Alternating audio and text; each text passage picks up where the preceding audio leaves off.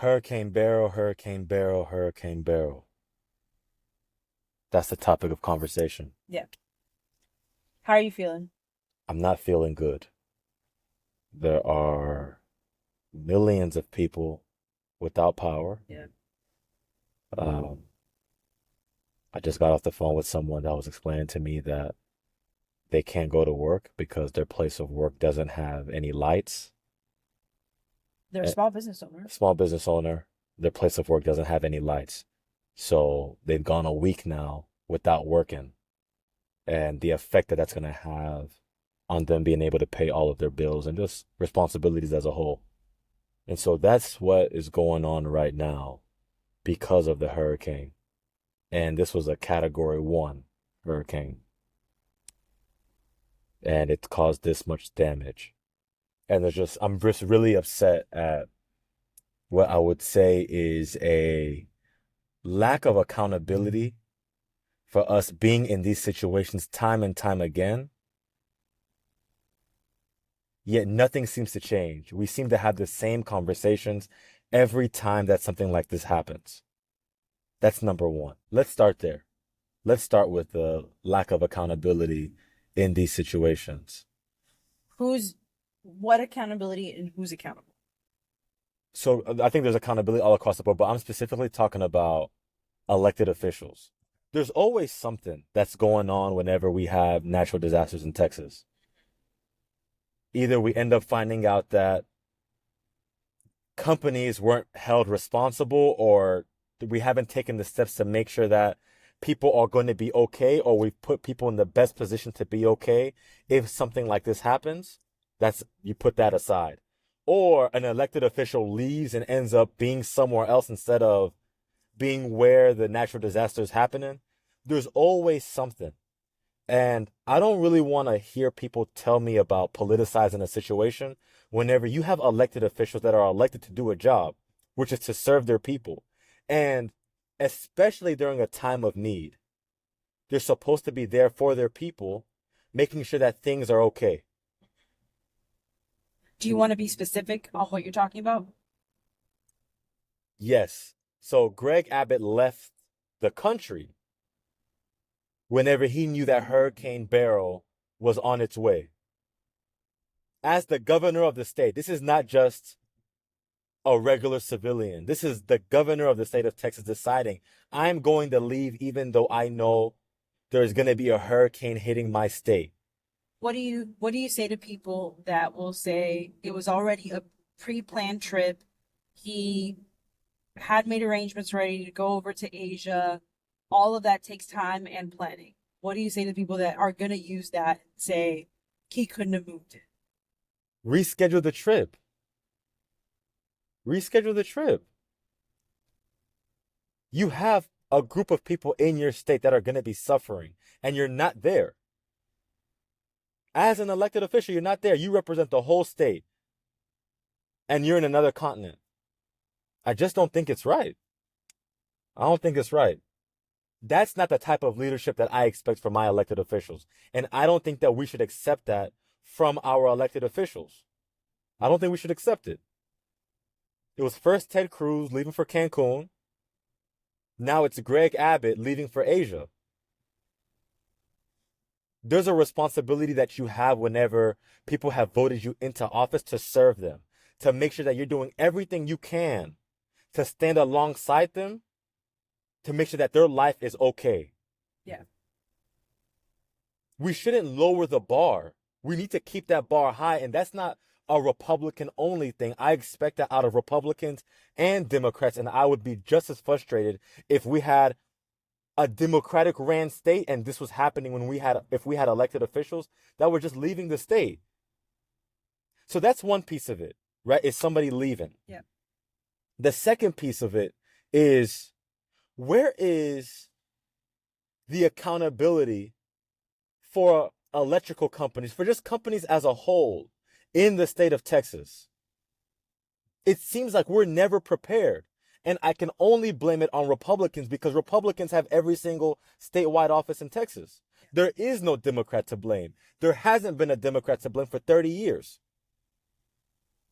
So when you hear, and we've seen Dan Patrick go on Twitter right now saying how Centerpoint needs to be held accountable, all of this, you're saying you should be looking at yourselves. You guys have been controlling this state for 30 years, and Centerpoint and energy companies like Centerpoint have had these issues. It didn't start with this last hurricane. 100%. It didn't start with this last hurricane. We have infrastructure problems in the state of Texas because the Republican Party doesn't want to hold companies accountable. They don't want to hold companies accountable. They don't want to make them take the precautionary steps that are needed so that you're putting people in the best possible position to not have to suffer the way they're suffering after a hurricane or after a natural disaster. Yeah. They can't confidently say, the Republican Party cannot confidently say, we've done everything we could. It's not true. They can't say that. There are things that we're leaving on the table, and I don't think that that's acceptable.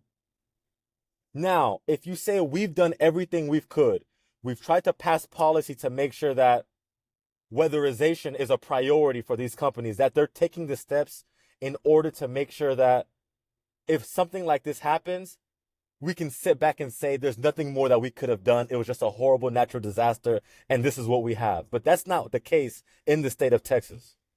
Yeah, and there's many stories that, your mom was without light for a couple of days. We've seen articles of seniors that were trapped on the fourth floor because the elevators aren't working. That's right. So they don't have electricity. The food that they have is going bad. There's no generator. So if they have oxygen, if they have other needs, like that's all falling apart for them. It's all falling apart for them. Yeah. And so what do you think we do moving forward? Like you, me, other people in Texas, what are the steps that we need to take? I think we've already had Republicans show us what they're capable of doing over the last 30 years. It's time to vote these people out of office. So that's one piece of it, is just getting them out of office and try something new. If you get Democrats for 30 years that end up doing the same thing, then you have a reasonable case to vote those Democrats out of office as well. That's number one. Number two, whenever there's not a hurricane, the legislature and statewide elected officials have an opportunity of passing policy that will ensure that everything that could be done to not have people in this current situation is done. I think that we need to highlight those moments more. What moments? We need to highlight those policies that could be helpful for the state of Texas that Republicans are refusing to pass. Okay. That Republicans are refusing to propose. And that needs to be consistent so that whenever we're now in a position like this, because at some point it's unfortunate, but there will be another natural disaster. We can point to receipts and say, these Republicans didn't do these things that could have helped us. Yeah.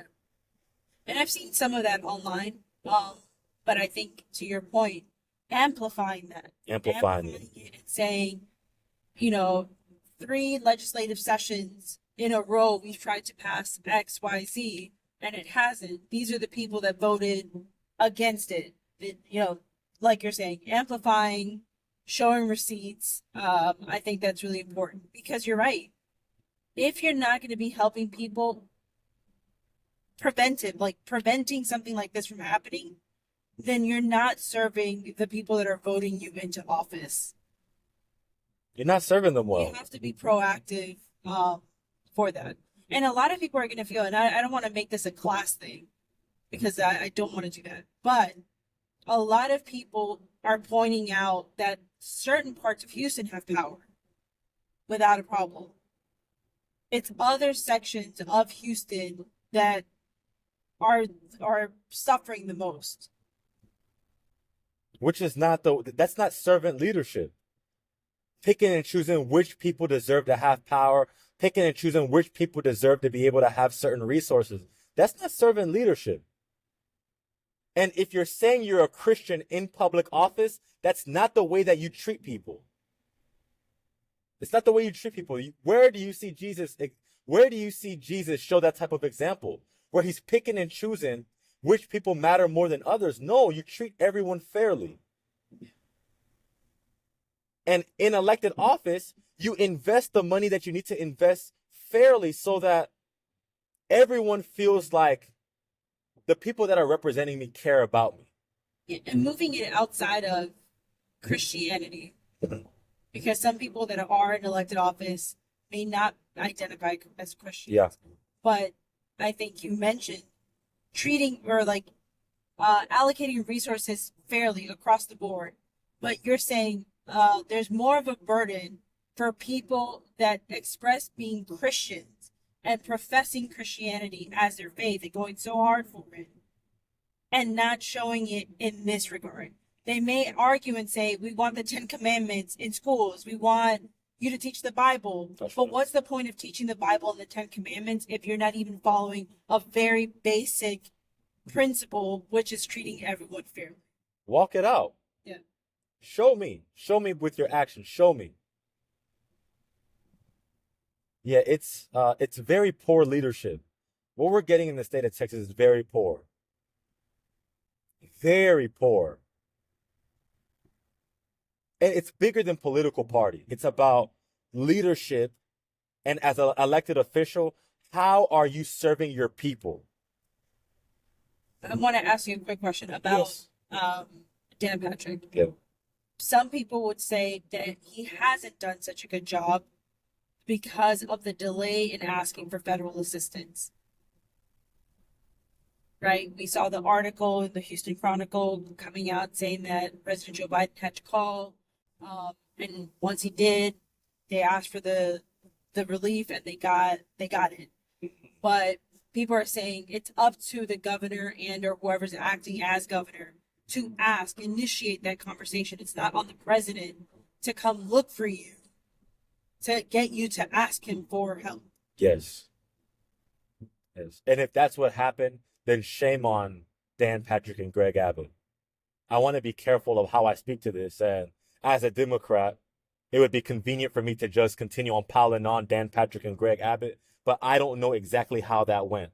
And I understand that politics is also politics. So both sides are going to be giving their side of the story for their own benefit. So I want to be careful with that. But if what you're saying is what happened, that there was a delay and it was President Biden that came calling and looking for Dan Patrick and Greg Abbott instead of the other way around, that's a big problem. And that alone should be a reason why you don't reelect these guys.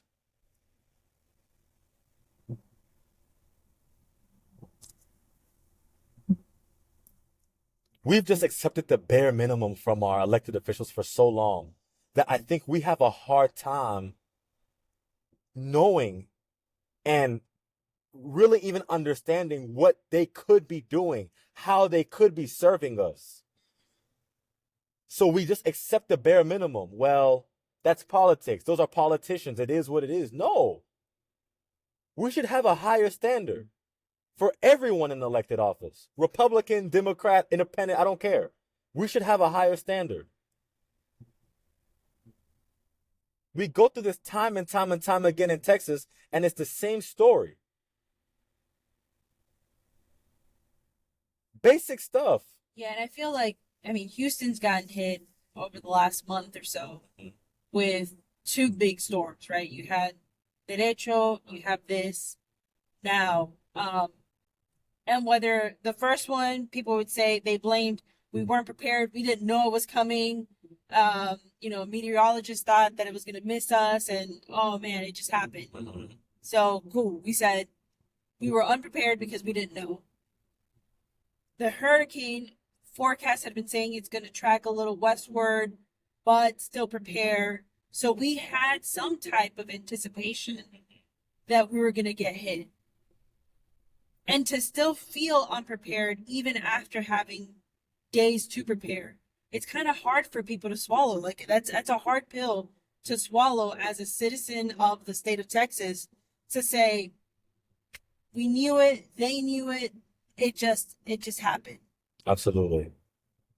And it's an even harder pill to swallow whenever you see that your side of town looks a certain way and is going through something that another side of town isn't going through. So it means it doesn't have to be this way. If everyone was going through the same thing, If River Oaks was going through the same thing that Sharpstown was going through, if Sharpstown was going through the same thing that Denver Harbor was going through, if Denver Harbor was going through the same thing that Acres Home was going through, then you would say, okay, all of us are dealing with this. The Galleria, River Oaks, Uptown, Denver, all of us are dealing with the same thing, but that's not the case. This is the same story over and over again. You talk about being unprepared. The lack of preparation.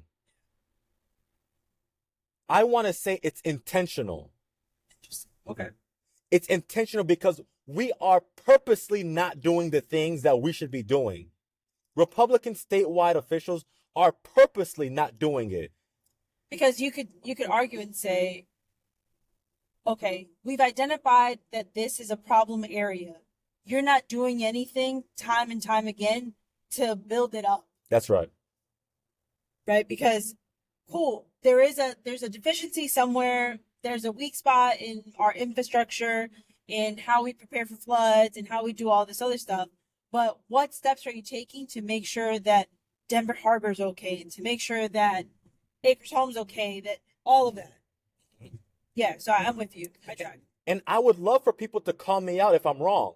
Show me the policies that statewide elected officials have introduced and have pushed for that would help us in a situation like this. Show me. Statewide. If you show me, I'll come out and say I'm wrong. Show me. You're going to have a hard time showing me.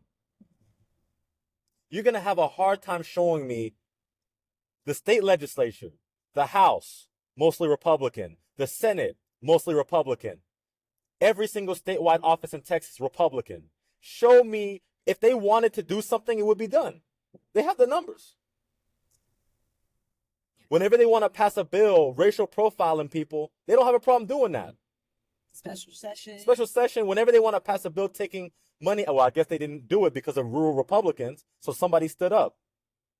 No, but I'm saying the intention is still there. I'm going to call 1,000 special sessions. That's right. To try and get my thing done. That's right. Versus fighting for actual policy that's going to make people's lives better. If you know your state is prone to natural disasters, why aren't we leaning more in there? The state has a surplus. Why aren't you sending more money to localities to prepare for natural disasters? Absolutely. Absolutely. I'm not expecting perfection from our elected officials. It's hard. We're both people that have worked for elected officials. It's not easy. So I'm not expecting perfection. What I'm expecting is a desire to want to actually make a difference, to improve the outcomes of people's lives. That's what I'm expecting. You're not going to be perfect. Not all the calls you're going to make are going to be right. But in this situation, it just looks like pure negligence. Yeah. And you can't, what I think bothers me is the fake outrage. The tweeting, we're going to get to the bottom of this, we're going to investigate, we're going to do something. You've had the option to investigate. This is not the first hurricane that Texas has. And those deficiencies were already there. So yes. Why are you now saying we have to get to the bottom of this? This is unacceptable. We're going to investigate. We're doing this. Why now? Yeah, call for an investigation right now. That's fine. But what I want to see is whenever there's not a hurricane, where's the investigation then? Where are the policies that are introduced then? Where are the actions taken to fight against something like this? Yeah. Glo, if us two are having issues and we end up having to go to therapy, us going to therapy isn't a bad thing. But at some point, we both have to make a decision that we are going to take certain actions outside of therapy to improve our relationship. There have to be actions that are taken. It can't just be, there's a problem, therapy, we go sit down in therapy, there's therapy, but then when we get out of therapy and now we're both having to interact with each other in life, there's no action taken. Yeah. You gotta show me something. You have to show me something. And I don't want to pile on these Republicans. I don't want to Some people are going to listen to this and think that, well, you were going to do that anyways, which is not true. I hope that they get to watch more of these episodes and see that if Republicans were doing a good job in this state, if they were passing policies, I will give credit to rural Republicans for fighting against school vouchers. Maybe it's not in my interest to praise the Republican Party or any Republican. Rural Republicans stood up to school vouchers. They deserve credit for that. I want to call a spade a spade. This is unacceptable, though. And there's no way around it. You've had 30 years. 30 years. Sorry. You've had 30 years. There's no way around it. Calling for an investigation now. Call for an investigation whenever you're in the session. Do a special session. Say, I'm not leaving this special session until we pass something to make sure that we're holding these people accountable. That they have to spend a certain amount of money. That there's going to be a certain inspection. That things are going to be done so that it's clear and we can provide receipts to our constituents. Hey, whenever there's another natural disaster, I want y'all to know that we've done everything we could to reduce the potential damages that may happen. I mean, that would be something, right? They have the power to do that if they wanted to. They have the power to do it if they wanted to. Let's see if it happens. Yeah.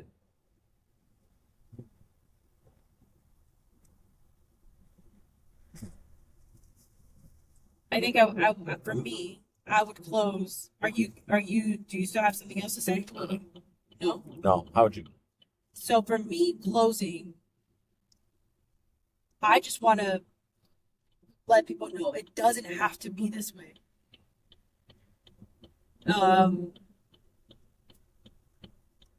There's sometimes a feeling of helplessness or a feeling of it doesn't matter because politicians are just going to do politician things, but they only do that because we allow them to do that. That's and true. It's like with relationships, people only treat you a certain way because you allow them to treat you a certain way.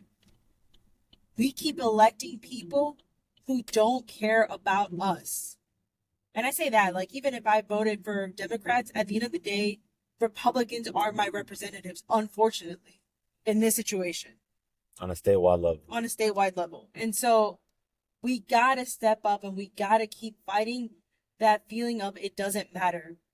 What people are going through now, like you said, is unacceptable. There's no reason why people should be without power for 4 days in 106-degree weather. You're right. There's no reason why people should be without power in 100-degree weather for 4 days. I want to add something on that, though. That could be the case regardless of anything, any policy that's passed. But at least we would know our elected officials did everything they could to try to make sure that this didn't happen. And we don't have that. That's the piece that's the most frustrating. Things happen. Things happen. You won't always know. Meteorology, no one is perfect. No one is 100% right. But it would give me comfort. As a citizen, as a resident, as a constituent, if I felt like they did everything they could, this was just a monster of a hurricane, but they tried. And these are the steps that they tried to implement to make sure that we were put in the best position. I could say, okay. Obviously, it's not an ideal outcome, but I know that somebody's looking out for me. In this situation, I'm just telling you right now, no one is looking out for you. No one on the statewide level that's elected is looking out for you. Maybe if you live in a certain neighborhood, they are. Maybe if you're a campaign donor, they are. But if you don't fit in those two buckets, you can forget about it. And it doesn't have to be this way, as you said. Anything else? Good. Well, I appreciate you, Bo. Thank you. Good. Good.